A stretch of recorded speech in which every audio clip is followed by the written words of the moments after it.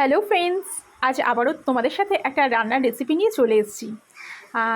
জানি না এভাবে তোমরা কেউ বানিয়েছো কিনা বা এইভাবে বানায় কিনা সেটাও জানি না। আমার মনে হলো সেই জন্য আমি এভাবেই বানিয়েছি, আর খুব তাড়াতাড়ি চটজলদি বানানো হয়ে গেল। তো কি বানিয়েছি বলো তো? বানিয়েছি চিংড়ি মাছের মাথা ভর্তা। তো চিংড়ি মাছের মাথাগুলোকে সবার প্রথম ভালো করে নুন হলুদ মাখিয়ে তেলের মধ্যে ভেজে নিয়েছি, বেশ একটু মুচমুচা করে ভেজে নিয়েছি।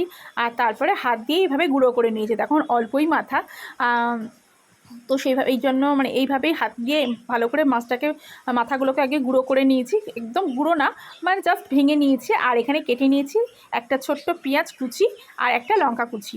এবার এইগুলো দিয়ে সবগুলো দিয়ে ভালো করে একটু মেখে নিয়েছি।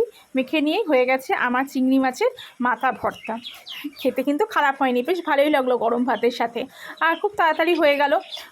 অ্যাকচুয়ালি মানে মা মাথাগুলোকে ফেলেই দিচ্ছিলো, তাই আমি ভাবলাম ঠিক আছে একটু রাখো, দেখা যাক এভাবে বানালে কীরকম লাগে। তো খেতে দেখলাম ভালোই লাগে, তোমরা একবার ট্রাই করতে পারো। তো চলো আজকের মতন এখানেই রাখলাম। যদি রেসিপিটা ভালো লাগে তাহলে লাইক দিয়ে শেয়ার করে দিও। তো চলো, আর যদি ফেসবুক থেকে দেখো তাহলে আমাকে ফলো করে দিও, আর যদি ইউটিউব থেকে দেখো তাহলে আমাকে সাবস্ক্রাইব করে দিও। তাহলে আজকের মতন এখানেই রাখলাম, টাটা।